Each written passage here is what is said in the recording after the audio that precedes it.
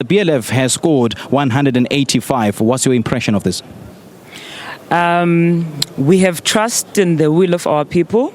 We have no doubt that we will get the necessary votes required for our movement to be represented in the National Assembly and in the legislatures in the provinces that we are contesting. So we are waiting, we are monitoring the trickling in of the results.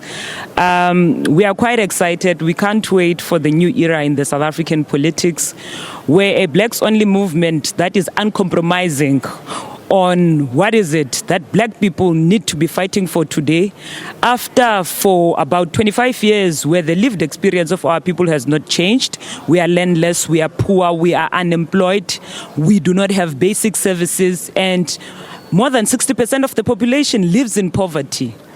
We believe as Black First Land First, this is unacceptable, and we are going to do all that it is within our power to press on these issues when we are in parliament, and to force black political parties to stop fighting over petty issues, and the issues of national importance should be resolved. And we need a clear timeline, we believe, on land expropriation without compensation. As black political parties, all of us combined, we will have two-thirds majority with no doubt. We should use the two-thirds majority to push for amendments, such as the ongoing process to amend the Section 25 of the Constitution. We are not going to allow for the selling out of our people, and that is why we are going there to Parliament, to not fight with the ANC or the EFF, to persuade them to adopt a radical agenda, while calling on white monopoly capital and their representatives in that parliament, such as Freedom Front Plus and Democratic Alliance, to account, to pay reparations to our people, to return the land, and so that we can take the economy.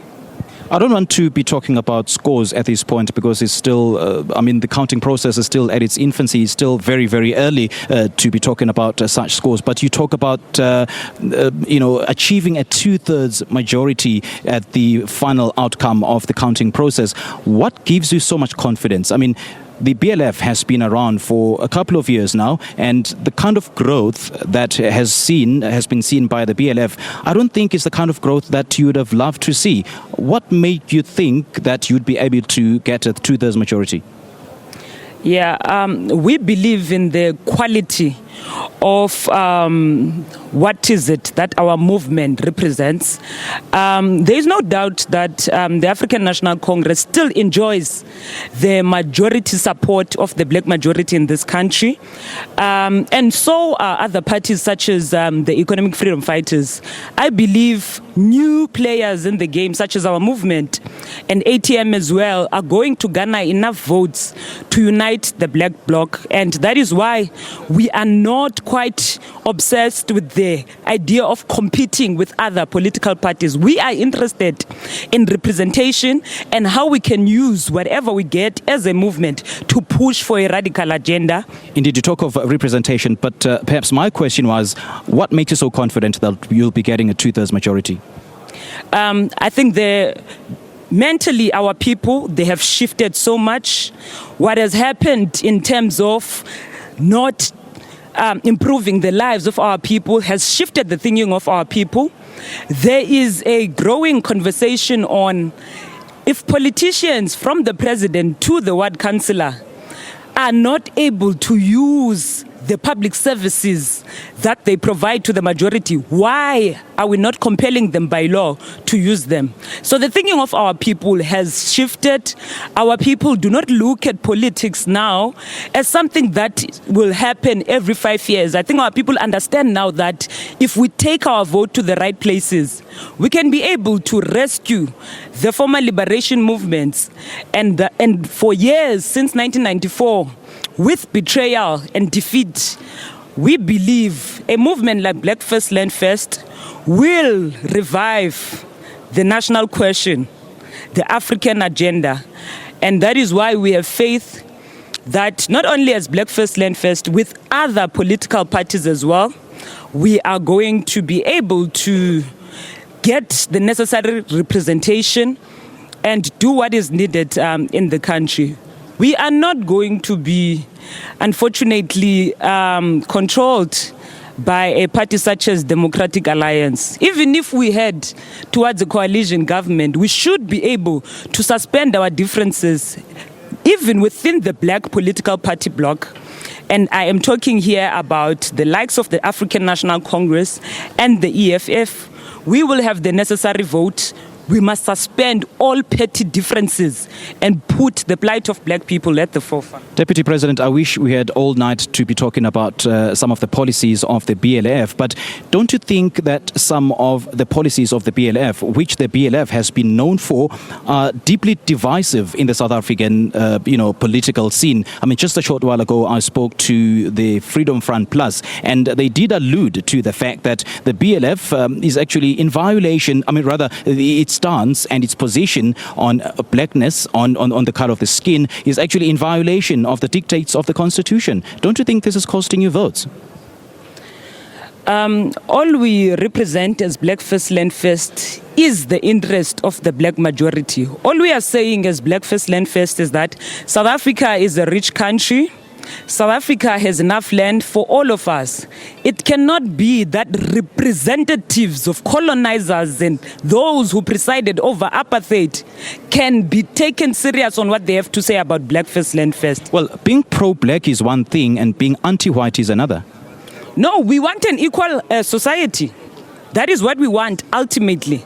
But we must... How can it be talking about wanting an equal society when you've made it very clear that you are anti-white?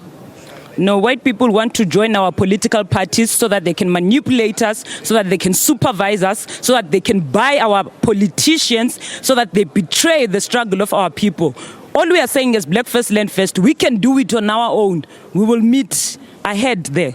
Well, I was actually reading into your statement that you want an equal society. How can you then want an equal society when one class of people in South Africa you look down upon?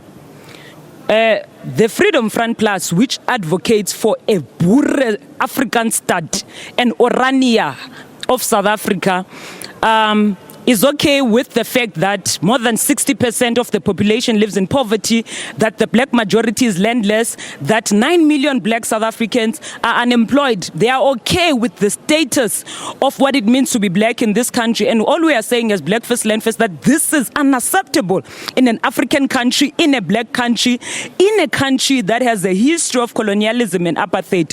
All we are saying is that let's go back to the drawing board, redress the historical injustices. Freedom Front Plus has not paid reparations, and it is only a movement such as Black First Land First that is going to force advocates of racism from DA to Freedom Front Plus to AfriForum to pay reparations, to take black people serious, and to live on this country on terms and conditions set by the majority of this country.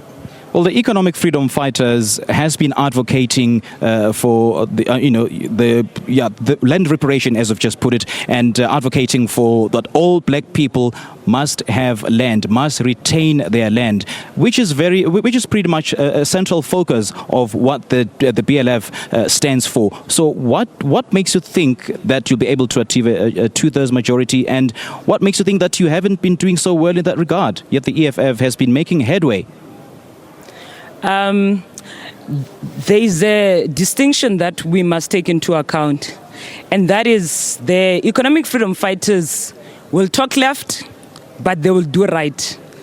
And this is what we have seen, in fact, in 2016, where black people voted for EFF, but they took the votes to a white party such as the Democratic Alliance, which stands opposite against anything that the economic freedom fighters claim to be representing.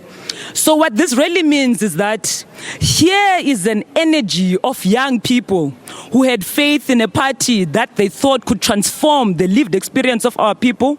They are just agents of white monopoly capital, we believe. And only a party like Black First Land First can put serious pressure on them to stop playing games about the lives of our people. We don't have much time, unfortunately. Perhaps let me just rephrase. Hang on a second.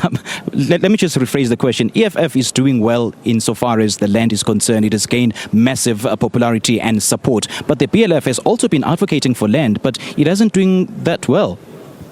Yes, the EFF is in parliament. The EFF and the ANC have the two-thirds majority. They could have amended the constitution. They could have amended the land expropriation bill that is sitting with the committee in the public works. They decided not to do that. They decided to prolong the process so that they can talk about land only to expropriate the votes of our people. Only through the presence of Black First, Land First, we will force all these parties to suspend all these minor differences, to stop being bulldogs and lapdogs of white monopoly capital and do what is exactly expected when you say you are a black movement representing black people. Zanele Luana, thank you so much for joining us. That was the Deputy President of the Black First, Land First Party, BLF, Zanele Luana. And let's now move on to the Eco Forum. Well, it's one of the new players in the South African political scene. It's actually a Christian-based organization, and it advocates for a borderless society and a non-denominational society. First of all, let me ask the leader, Bafana Langa. Mr. Langa, very good morning to you and welcome. Morning. Thank you for having me. When you say the party advocates for a non-denominational and a borderless society, what do you mean by this? No, we mean, now when your approach is theocratic and there's going to be some kind of conclusions that we are a Christian party or movement. So we're not standing for a conservative or for sectarianism for a specific part of people, but we're dealing with humankind here. Our mandate is directive to the real government, which are the people of this nation, and that's why we say we don't need walls, we don't need demarcations. So we're breaking it all, but we understand that our fundamental principles are derivative from the Holy Scriptures, and that is period, because that's where creation is from. So if you can depict your material from the natural law, then I believe that South Africa can find, its direction, in order to build up not just a democratic, nation, but also theocratically have that approach in order to build this economy.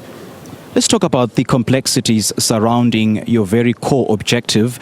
There is a thin line between Christianity and politics.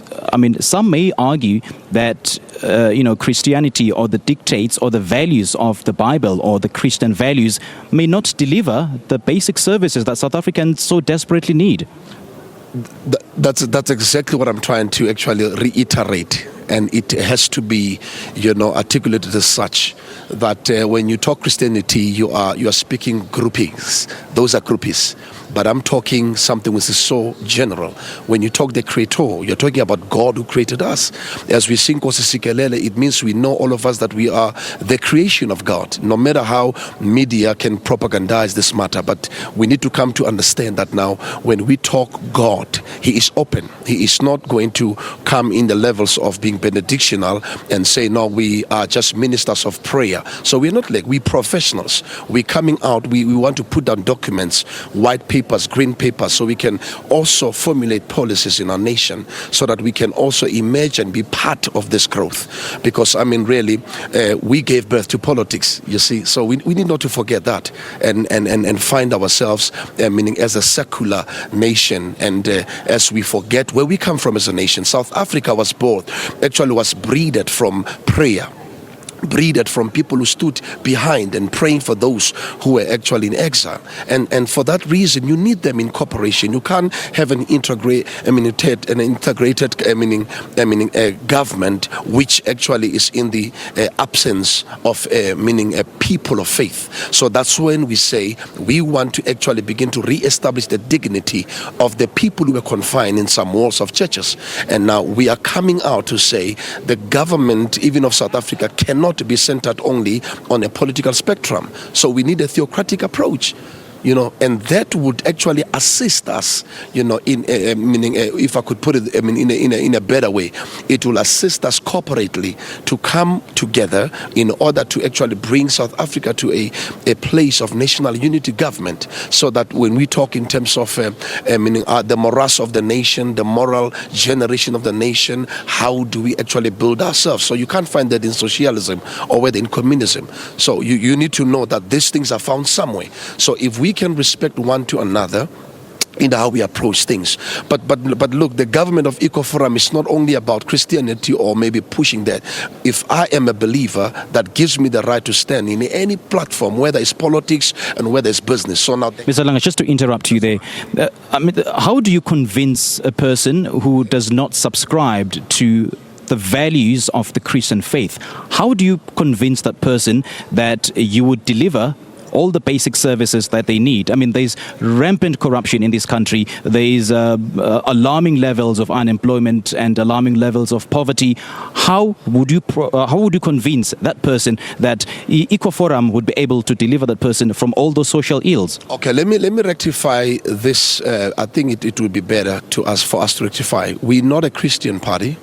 That's why even when you look at our name, we are the Economic Emancipation Forum, EcoForum. So now our approach, as much as we are economical, we are theocratic. So now we will be able, as we stand in government, to even stand for any other person, because we said now our document speaks to humankind. So now, in other words, that now we understand that even a person who says I'm a non-believer or either way, whether I'm an atheist or anyhow, but now as long as you are attached to the ground, our principles will speak in line with technology, economies, agriculture. I mean, there are two businesses that we're given. The reason why we're having all the problems we have, I mean, you can even have a problem of rain in Western Cape. Why? Because South Africa is moving away from where it should actually depict, its complexion in terms of the enforcement of a good developing economy. So now that's where we want to bring them to say we were given agriculture and mining. Those were the two in the beginning. And every other thing that we can talk about now comes from the two. Why they are attached to the land is because now we needed to know who is the owner of the land. Not only us as coming say land and land. So EcoForum stands as a government. When we talk land, we talk diplomacy, we talk restitution, and then so forth, so that we can be understood as such, not just as people who are going to come in the parliament and pray. You understand? So we are policy makers, we lawgivers, and we definitely want to make change in the nation. Let me come in there. The vote counting process is still at its infant stages. The EcoForum has already scored 136 votes. Are you at all convinced that your message has resonated with South Africans? Most definitely, yes, we did. And as you said yourself, that the counting of votes are still at an early stage. So we believe that in progression, we will definitely come up with a good number. So it's still early for anybody to predict any other thing. So we're sitting here to say to God, to see that all the work that we have done in order to write and register the government of EcoForum in the hearts of the people is fully done. So for now, there's nothing we can do. We're just waiting for the results to come in, and that's all. So for a party like ours, at our inception, you can look there. There are some parties there of people with a gigantic acumenship in terms of political spectrum, but they have not actually even arrived there. But we have. So we're confident enough to say, Mr. Lang, unfortunately, we don't have all night. Thank you so much for joining us. We appreciate your time. Hallelujah. Well, that was Mr. Bafana Langa, beg your pardon. He is the leader of the EcoForum, one of the new parties to be formed in South Africa. Now, he touched on a very contentious subject, that of Christianity vis-a-vis politics in South Africa. And there's another Christian party that I'm very, very interested to chat to with regards to the subject of Christianity and South African politics. That is the African Christian Democratic Party. And I'm joined by Mr. Brendan Gavinda. He is one of the officials of the party. Very good morning to Mr. Gavinda. Welcome. Good morning. The ACDP has already scored 7,089 votes. That must be something. Yeah, if I'm looking at the results, at this time, we actually doubled percentage-wise from 2014. So, but if I'm looking at where the results have come in, our strong constituency results are still not yet in. I'm looking at the city of Cape Town, city of Johannesburg, city of Swane, where most of our voters sit. Those results are not yet in. So I'm expecting that the percentage will increase. What makes you think that? What makes you so confident that it'll increase this time around? And what is it that the ACDP did much better compared to 2014? Well, let's look at our by-election results in the Western Cape. That's the first thing that we look at, is the results of the Western Cape. In the city of Cape Town, at the last by-election, we received 20% of the by-election results, which we've never received before. So people looked at us at a 1% party, but now with the by-election, we're getting just over 20%. And if that trend continues, we can really see that the sleeping giant of South Africa, which is the church, which makes up 79% of the population of South Africa, is suddenly waking up and saying, okay, let's look at where we're voting, how we're voting, and let's give the Christian party a chance. I've just been in conversation with the leader of the Eco Forum. Well, that's a party which is advocating for for Christianity, and I'm just curious to know as to where do we draw the line between politics and Christianity? All right. So the one thing I want to say, let's not confuse the church and a political party. The African Christian Democratic Party is not a church, but we're a Christian party based on biblical principles. And we strongly believe that Christians must be involved in politics. And I pose this question to Mr. Langa from the Eco Forum, and on behalf of the viewers, of course, as to what kind of services would a party based on Christian values would deliver. What is your view? What would your response to that be? Well, we will deliver on a holistic approach. We would not only focus on just the Christian community. We believe that service delivery is for every citizen of South Africa. So when we take over government, we will provide services for every single citizen of South Africa. Mr. Governor, thank you so much for joining us. That was Brendan Govender of the African Christian Democratic Party. And as I've mentioned, there's been a surge of values-based and, of course, Christian or faith-based political parties and organizations. And one of these is the Women's Forum. It's one of the newest parties to be formed. Let me chat to Mayor Lesego Mokone of the Women's Forum. A very good morning to you, Mayor. Thank you so much for joining us. Welcome. Morning to your viewers. The Women's Forum has already scored 181 votes. What's your impression of this? They're actually quite interesting because when we looked at it, majority of those votes are not even in provinces where are on the ballot. They're not even in voting districts where a campaign was concentrated on. So it says the word got out.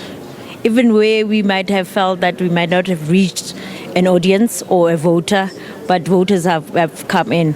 So in those provinces and areas that are still to come, it says results could become interesting in the next 24 hours to 48 hours. Just how visible were you on the campaign trail? We were highly visible in 6 of the 9 provinces where we had ground teams working. The Northwest was one, the Free State was one, KZN, in spite threats of violence within the KZN, knowing how volatile the province was, there was work done there. Gauteng, I think there was work done. And also with our LGBTQI communities, there was a very strong support base that came in out of that. And the interest in a woman-led party clearly says that politics in South Africa are about to become interesting. Yes. Why women only? We're not women only. We're women-led. Okay, so that means men are also welcome to join the party. We have already men as members of the party who are saying they will accede to a woman's leadership. Let's interrogate further the mandate and the objective of the party. What is it that you stand for? First and foremost, the women's agenda, the feminist agenda, to say South Africa could become better when women are put at the same level in those platforms, not relegated to leagues or chapters within political organizations. That when women, as the largest voting bloc, is able to take ownership of that and begin to set the agenda for the country, that our budgets are women-friendly, our public service, our public service takes women first, in consideration, given the number of women who form the face of poverty in this country, who are the primary victims of violence in this country. How then do we not address the issues as urgent? Because women continue to keep the home fires burning. We may talk about it and say, and talk to struggle slogans, but in reality, we have failed these women. We have failed the heroines and the heroes of the struggles by not giving women priority in the country. And I suppose that the formation of your party has come at a very right and opportune time in South Africa, when we've seen alarming levels of femicide and misogyny in South Africa. But I'm speaking as a devil's advocate. I'm speaking on behalf of taxpayers. I'm speaking on behalf of a broader base of South Africans who may not care exactly on what the other parties do, but all they care about is basic service delivery. What is it that you can do to deliver the necessary services in South Africa? And women, already we have realized that within the first 100 days, should women forward, change the script, switch the script and take leadership in this country, we need to deliver on basic needs. In majority of the country, water, provision of just basic services, water on a regular basis, clean water needs to be addressed. The electricity issue, load shedding needs to be addressed. We're going into winter. Are we going in to see levels that we saw prior to the campaigns kicking off? So those are some of the basic. Khanyisa in the Northwest, they've been crying for something that should have been addressed more than 5 years ago. A road. What says is, are you telling me that in the infrastructure budget of the province you failed to budget for a simple road? And it's not the first time. So for us, it's to say, within Women Forward coming into play, those are the basic necessities that need to be addressed. And remember, we've reversed gains found post-94 of where rent boycotts are becoming the norm. If you think about it, up to 2004, there was no issue of rate payments because we had reversed the legacy of rent boycotts that form part of the apartheid struggle. So why now, 10 years later, we're now back? We've taken 3 steps backwards. So those are some of the things we need to go back to and begin to address with South Africans and to begin to address with leadership, both at local government, because unfortunately we still have a 2-year until local government, so where we could begin to change, which is a primary service delivery vehicle. We're not even halfway through the vote counting process. Just how hopeful are you that your fortunes might change at some point? Extremely so. If you say we're not even halfway, we have not even yet begun to talk to the 80% of the voting districts where we know our party agents have been on the ground and have mobilized. Yes. All right. Memukone, thank you so much for joining us. We appreciate your time. That was the leader of the Women's Forum, Me Lesego Mukone. And I suppose that we need to start celebrating the diversity of South African democracy. Every single South African now has a party that has an objective or a mandate that they can identify with, and cutting across a wide section of all issues in society. Now, Arabile, back to you. 8.87% of votes counted thus far. Simpiwe will continue to check in on how the scenario looks, but we'll cross right back to Johannesburg now, where my colleague Flo Letwabo, of course, is standing by as we continue to get proceedings out of Auckland Park. We'll be back at The Rock a little bit later.